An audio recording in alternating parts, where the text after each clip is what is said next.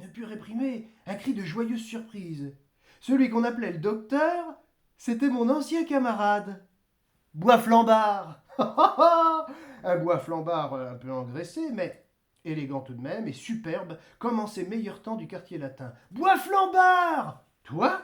Qu'est-ce que tu fais ici? Ben, tu vois, je suis médecin. Médecin? Toi? Depuis quand? Depuis, ma foi, depuis le jour où nous nous sommes vus pour la dernière fois, car c'est ce matin-là que j'ai passé ma thèse.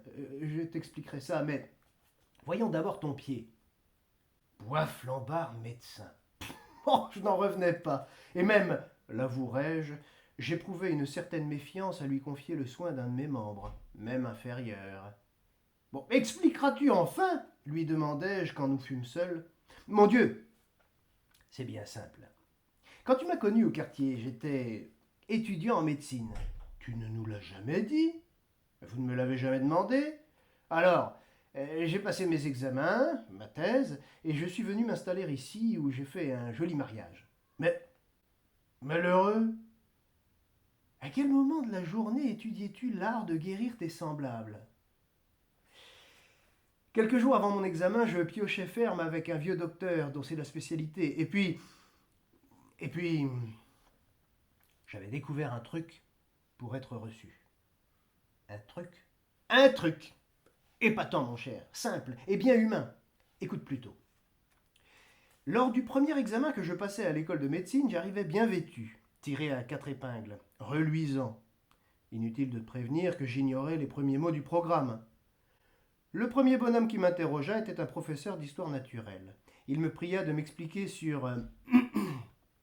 et il prononça un mot qui n'avait jamais résonné dans mes oreilles.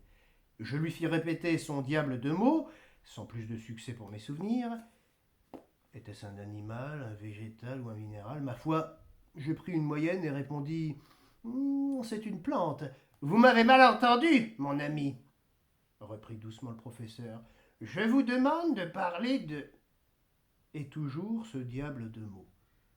Alors, j'optai pour un animal, et sur un signe d'impatience de l'interrogateur, je déclarai vivement que c'était un caillou. Pas de veine.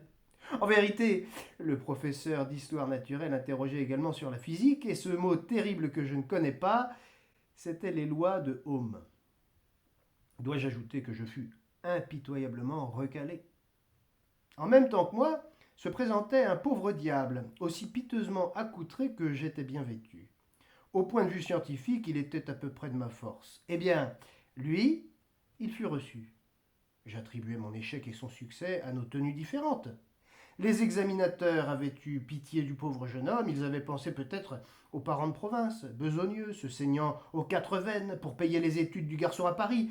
Un échec, c'est du temps perdu, de gros frais qui se prolongent, de plus en plus coûteux. Évidemment, de bonnes idées pitoyables leur étaient venues à ces examinateurs qui sont des hommes après tout, et voilà pourquoi le pauvre bougre était reçu, tandis que moi, le fils de famille, j'étais invité à me représenter à la prochaine session. Cette leçon, comme tu penses bien, ne fut pas perdue. Je me composais avec un soin, un tact, une habileté dont tu n'as pas idée, une garde-robe plus que modeste, que je ne revêtais qu'au jour d'examen. Ce costume, tu l'as vu précisément le dernier jour où je l'ai porté, le jour de ma thèse. Eh bien, tu me croiras si tu veux, j'ai vu un vieux dur à cuire de professeur essuyer une larme à la vue de mon minable complet. Il m'aurait fait blanchir une boule à son compte, plutôt que de me refuser cet excellent homme.